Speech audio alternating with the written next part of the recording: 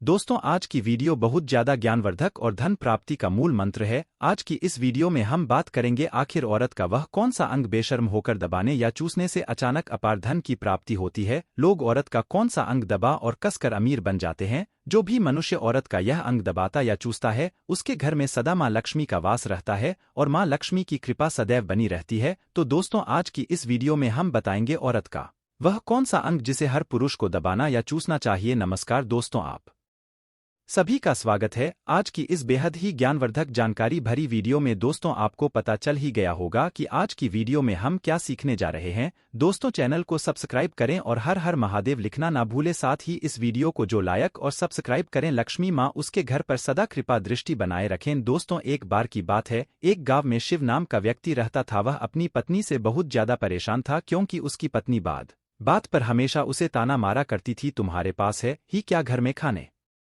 तक को कुछ नहीं है। दोस्तों, उसके घर में बिल्कुल कंगाली छा गई थी। एक भी रुपया नहीं था और उसके घर में खाने के लिए अन्य का एक दाना तक नहीं था। दोस्तों, एक तो घर में खाना नहीं, ऊपर से पत्नी का दाना। वह बहुत परेशान हो गया, उसे समझ नहीं आ रहा था मैं क्या करूं। एक दिन की बात है, शिव अपने घर से एक सुनसान रास्ते पर निकल गया। वह उसे सुनसान रास्ते पर चल ही रहा था कि उसे एक साधु तपस्या करते हुए दिखाई दिए। वह उनके पास जाकर बैठ गया। जब साधु ने अपना तप खत्म किया तो शिव उनके सामने रोने लगा। साधु ने शिव से कहा, आखिर तुम्हें या परेशानी है। तब शिव ने साधु महाराज से कहा है, महाराज, मेरी एक पत्नी है जो कि मुझे रोजाना ताना मारती है। मैं गरीब हूं तो मैं क्या करूं, कितना भी कुछ कर लूं लेकिन धन काम ही नहीं पाता हूं। अभी तक एक छोटा सा धंधा था, वह भी पत्नी के क्लेश की वजह से चौपट हो गया। वह दिन रात मुझसे झगड़ा करती है। अब तो मैं दाने दाने के लिए परेशान हो गया हूं। हमारे घर में खाने के लिए कुछ भी नहीं है, इसके अलावा पहनने के लिए वस्त्र भी नहीं है। लेकिन मैं अपनी पत्नी को समझता हूं कि वह मुझे ताने ना मारे, मुझसे झगड़ा ना करें, लेकिन वह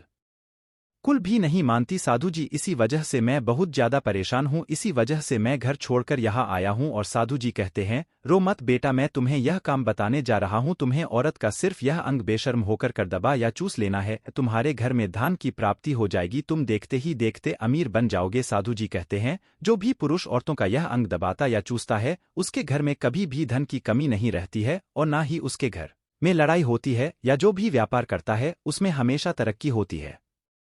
साधु जी ने कहा, अब मैं तुमको औरत का वह अंग बताने जा रहा हूँ, इसे ध्यान से सुना और अपने जीवन में इस पर जोर करना। तब शिव साधु जी महाराज की बातें बहुत गौर से सुनता है और कहता है, जितना जल्दी हो सके मुझे यह बता दो। दोस्तों, तभी साधु जी महाराज उसे आदमी को एक कहानी सुनाते हैं और बताते हैं, एक नगर में एक किसान रहता था। उसके बहुत सारे खेत थे जिस पर वह दिन रात मेहनत करता था। उसके घर में किसान और उसकी पत्नी रहा करते थे। उसे किसान और उसकी पत्नी ने आपस में बहुत ज्यादा प्रेम था। उसके घर में किसी भी प्रकार की लड़ाई झगड़ अखिलेश नहीं होता था। इसी वजह से उसके घर में सदैव माँ लक्ष्मी का वास रहता था और उसके खेतों में इतनी ज्यादा पैदावार होती थी कि वह दिन प्रतिदिन और अमीर होता जा रहा था। उसे किसान और उसकी पत्नी ने इतना प्रेम था कि आसपास के लोग उन्हें देखकर जल जाया करते थे। धीरे धीरे उसके पूरे गांव के लोग जान गए, किसान और उसकी पत्नी में बहुत ज्यादा प्रेम है। धीरे धीरे यह बात उसे नगर के राजा तक पहुंच गई। दोस्तों, किसान और उसकी पत्नी की बात जब राजा के पास पहुंचती है तो राजा भी उसके प्रेम की काफी ज्यादा तारीफ करते हैं। वह सभी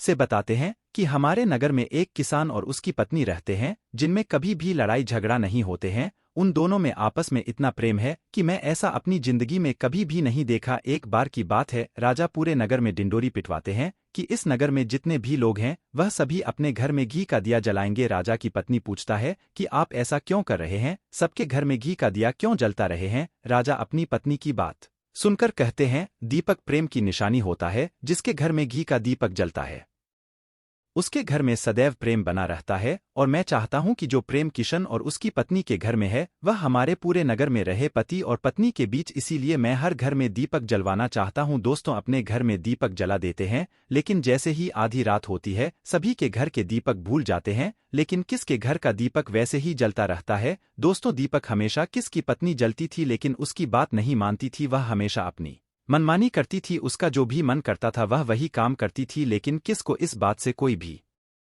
दिक्कत नहीं होती थी, क्योंकि किसान बहुत समझदार था। किस सोचता था, यदि मैं अपनी पत्नी को रोक टोक करूंगा तो घर में बेवजह ही लड़ाई झगड़ा होंगे। इसी वजह से कई चीजें किसान अपनी पत्नी की यह बातें अनदेखा करता था। किस इस वजह से अनदेखा करता था कि उसके घर में प्रेम बना रहे। राजा अपने महल में चढ़कर पूरे नगर का नजारा देख रहे थे। उन्होंने देखा कि सारे नगर में किसी के घर में दीपक नहीं चल रहा है, लेकिन किसके घर में दीपक जल रहा तब राजा अपनी रानी से बोलता है कि देखो किसान और उसकी पत्नी के घर में दीपक जगमगा रहा है, लेकिन पूरे नगर में कहीं भी दीपक नहीं चल रहा है कि किसान और उसकी पत्नी में कितना प्रेम है। तब राजा की पत्नी राजा से बोलता है कि जो किसान और उसकी पत्नी में प्रेम है वह किसकी पत्नी की वजह से है और इसी वजह से उसके घर में इतना ज्यादा प्रेम है। दोस्तों, जब राजा रानी की बात सुनता है तो कहता नहीं, तुम्हारा सोचना गलत है। जो प्रेम किशन के घर में है वह उसकी पत्नी की वजह से नहीं है, बल्कि वह किसकी वजह से है। रानी, यहाँ पर किसान बहुत ज्यादा समझदार है, आपका सोचना गलत है और यही वजह है जो कि उनके घर में कभी भी लड़ाई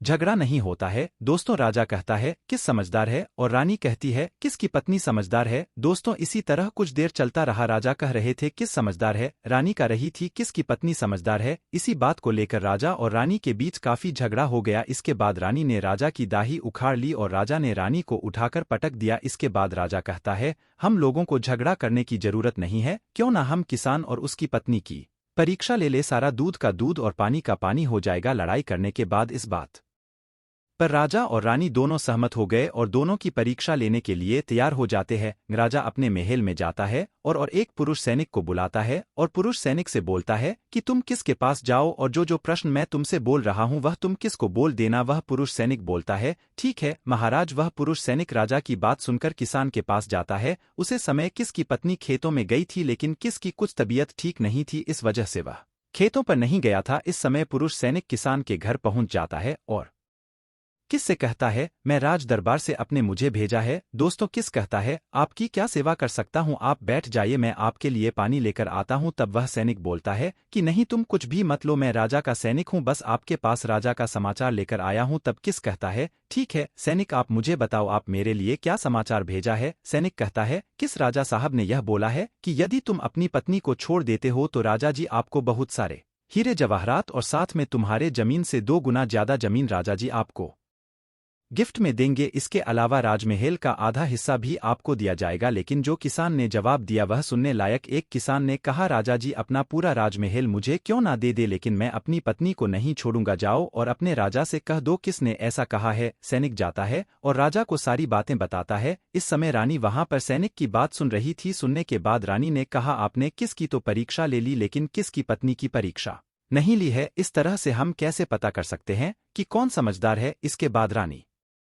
ने कहा अब मैं भी किसान की पत्नी की परीक्षा लेना चाहती हूं, जब दोनों की परीक्षा हो जाएगी तभी पता चलेगा कि कौन समझदार है। फिर रानी ने भी एक सैनिक बुलाया और कहा कि मेरी बात किसकी पत्नी को बोलना और याद रखना, यह बात तभी बताना जब किसान वहां पर ना हो। सैनिक ने पूछा कि रानी क्या बात बतानी है, वह तो बताओ। तो रानी ने सैनिक को सारी बात बता दी। सैनिक किसान के घर जाता है और उसके घर में आवाज लगता है तो उसके घर से किसकी पत्नी निकाल कर आती है और कहती है बताओ क्या हुआ, क्यों ढिंढोरा पीट रहे हो। तो सैनिक ने कहा कि राजमहल से आया हूं, मुझे रानी ने भेजा है। किसकी पत्नी ने कहा बताओ कि आए हो। तब सैनिक ने कहा रानी ने बोला है यदि तुम अपने पति किस को मार देती हो तो आपको बहुत सारे हीरे जवाहरात रानी आपको देगी और साथ में राजमहल का आधा हिस्सा भी आपको मिलेगा। इसके अलावा जितनी भी आपकी जमीन है वह तो आपकी रहेगी ही, लेकिन उसकी 2 गुना जमीन भी रानी आपको देगी। यह बात सुनकर किसकी पत्नी तैयार हो जाती है, रहती है ठीक है यदि मुझे इतना कुछ रानी साहिबा देगी तो मुझे मंजूर है। मैं अपने पति और रानी को सारी बात बताता है